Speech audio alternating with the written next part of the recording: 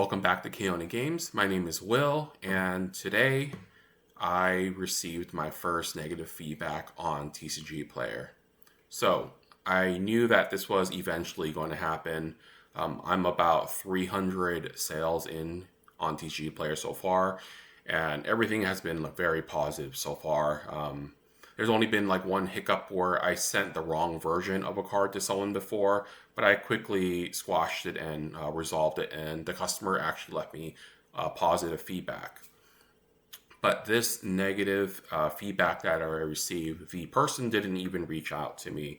I actually got an email notification earlier this afternoon that I received negative feedback. So I wasn't sure how it worked. I just went to my feedback section to see if I could read the negative feedback that was potentially left, but I realized it wasn't posted on there.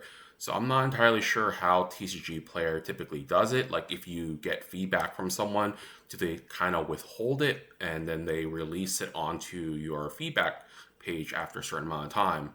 And even now that I've checked, it's been I think about 8 or 9 hours now since the negative feedback was left. It still doesn't show on my feedback page.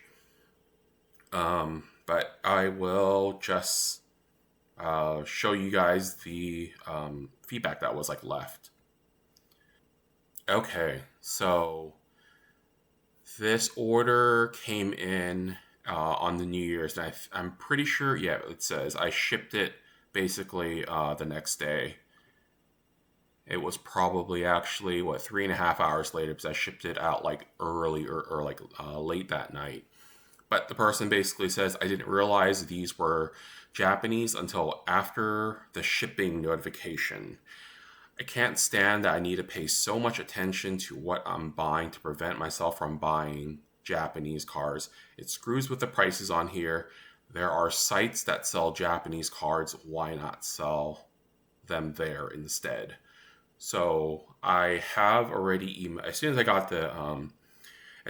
the email or I also got a notification from TCGplayer. So I reached out to the buyer and I apologized for the mix-up. Basically, just telling him that on my listings, I show photos that they are Japanese cards. I also write in the description that they're Japanese cards, and that when they check out, it does state on his order form that they are Japanese cards. He's stating that he didn't know that they were Japanese until after the shipping notification. So he should have gotten it basically within a few hours after I shipped, if that's what he's saying. But he's only leaving feedback now. So he should have gotten the order by now at this point because it's the 9th now. So it's been 7 days and it should have gotten to him by now. I'm pretty sure he has opened up his package and now seen that they're Japanese and it was kind of like, what the hell? These were not what I wanted. I don't know what you guys like, if anyone else sells Japanese cards as well or other foreign language cards. For One Piece right now, I do have some English One Piece, but I have only been focusing on listing my Japanese One Piece. And I have had other people, after they have placed an order, even half a day later, I typically try to get my orders all packed within 24 hours. So the people that have contacted me saying that it was a misunderstanding, they didn't know that they were Japanese cards till after they placed the order, they're pretty quick about contacting me within 30 to 60 minutes, because there are times where I will get an order in and I will start packaging it right away. So as long as I haven't dropped it off in the mailbox already, I'm always willing to refund the customer.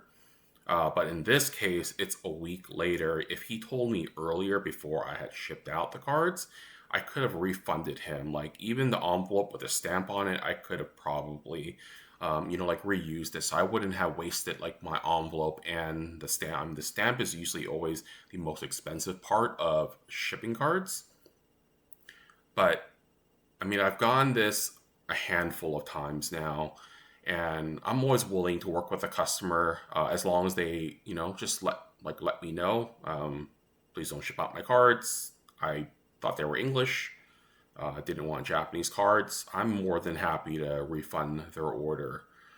The other issue that I've been running into that I've heard RNG games talk about a lot is people not knowing their address. So I've actually had one person before.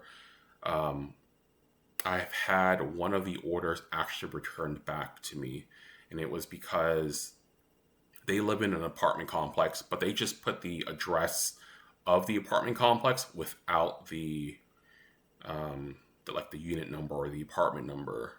I've had other people like reach out to me like, luckily before I do ship out the order that it's they need to like update their address. So that's why I'm sometimes a little wary about like shipping orders as quickly as I do, because I want to give the customer almost like 24 hours to be able to make any changes if they do notice it before I am able to ship the cards out.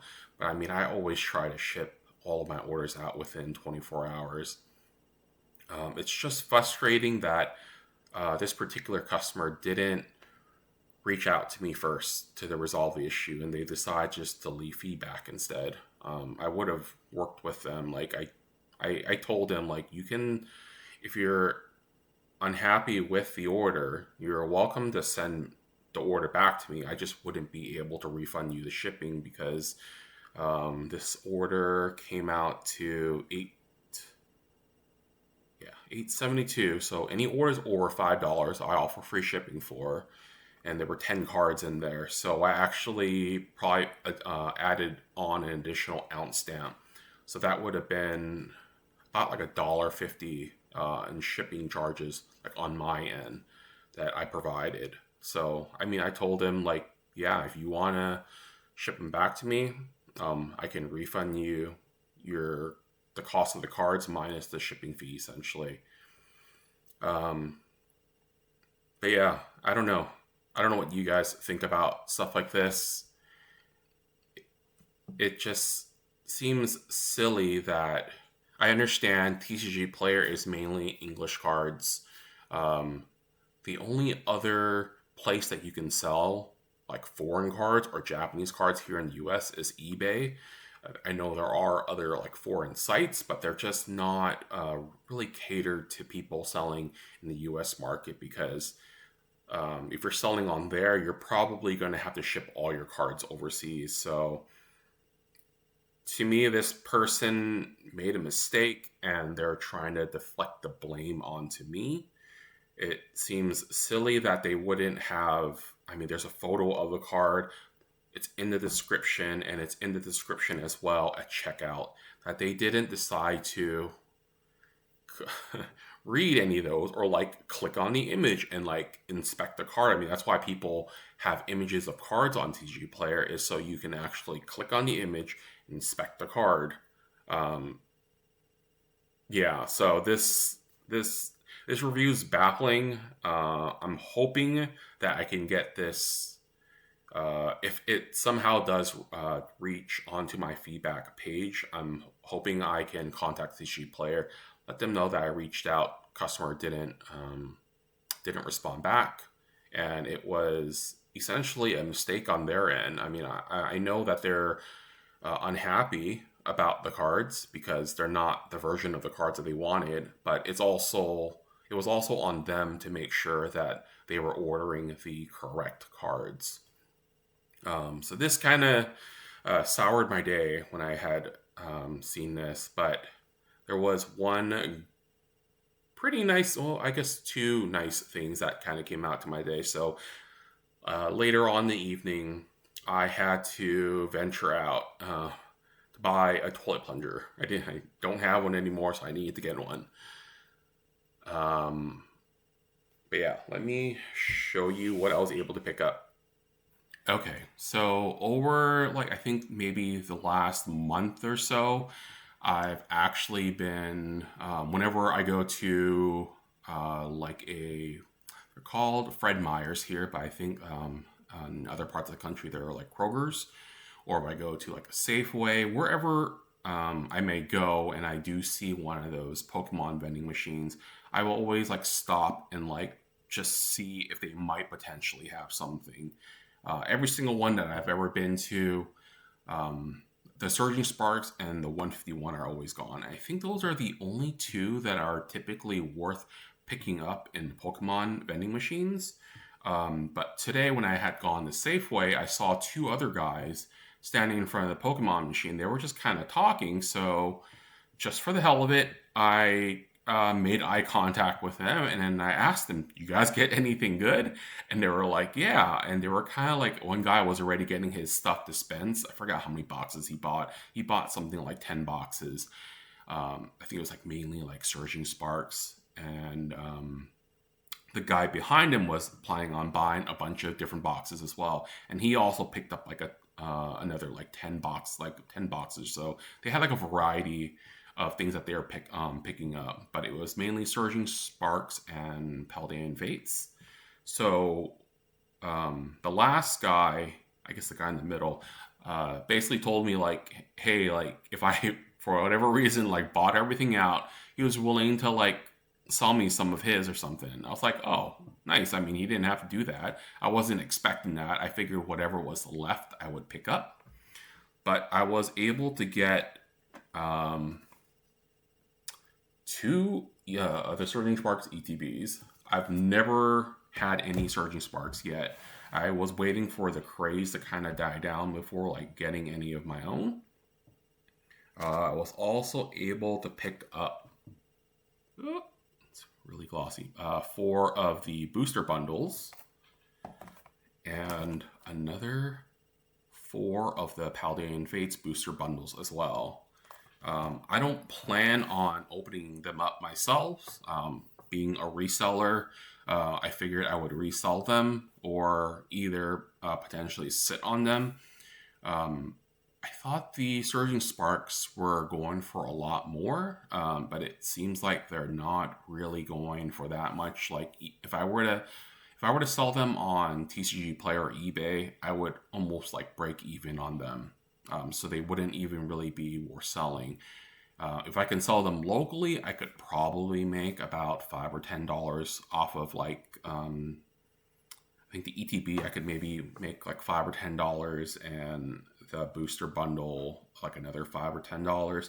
But what I was surprised about was the Paldean Fates. I remember when the booster bundles, the Costco booster bundles, were selling with the 151. Everyone was leaving the Paladin Fates like there, and everyone was taking the 151. I myself even took the 151 and never went back to see if they had more Paladin Fates. But these booster bundles seem to be going for more than the Surging Sparks booster bundles. So the Paladin Fates, I'm pretty sure I can flip around for a profit if I were to sell it now. But I'm thinking about just holding on to them a little bit like longer term, maybe for at least a year, and see if it could be like a short term investment. But yeah, I don't know. What do you guys think? The other, like, I guess, like, nice thing while going on my plunger hunt, which I had to go, I stopped by that Safeway. They didn't have any. I stopped next door to like a Rite Aid. They didn't have any. I eventually found one a few miles down at an Ace Hardware. But while I was in Safeway, I was just scrolling like the frozen food section aisle, and this lady was like just telling me about her like favorite frozen dinners, Boston Market ones. But I was looking at like the Stouffer's ones, and I kind of like to have a few of them on hand for the days where I'm kind of like hungry, because like one of those frozen dinners, it's kind of like half of a meal for me, and I can just like just heat it up and like eat something real quick without having to cook something.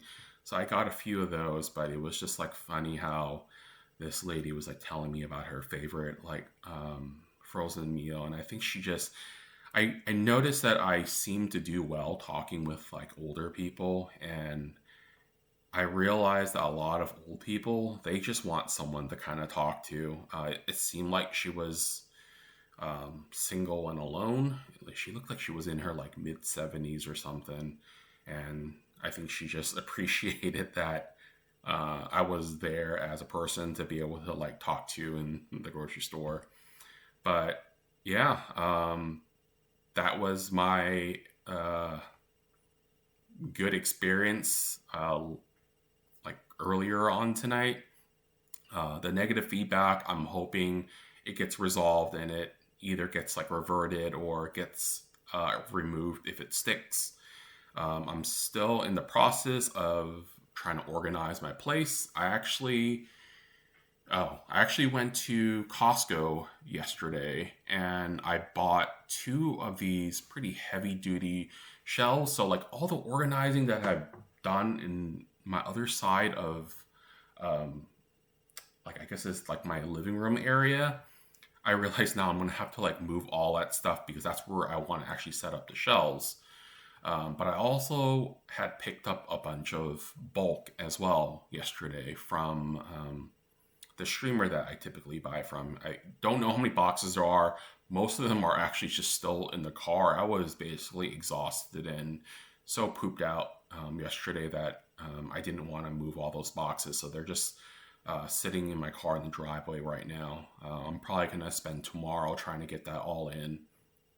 Um, but that's going to be like another video as well. I'll show you guys how many boxes there are, and hopefully I can set these shelves up myself. Like each of the boxes, they say they're about like 93 pounds, but they feel a lot heavier than that. They feel like they're about like 150 or something.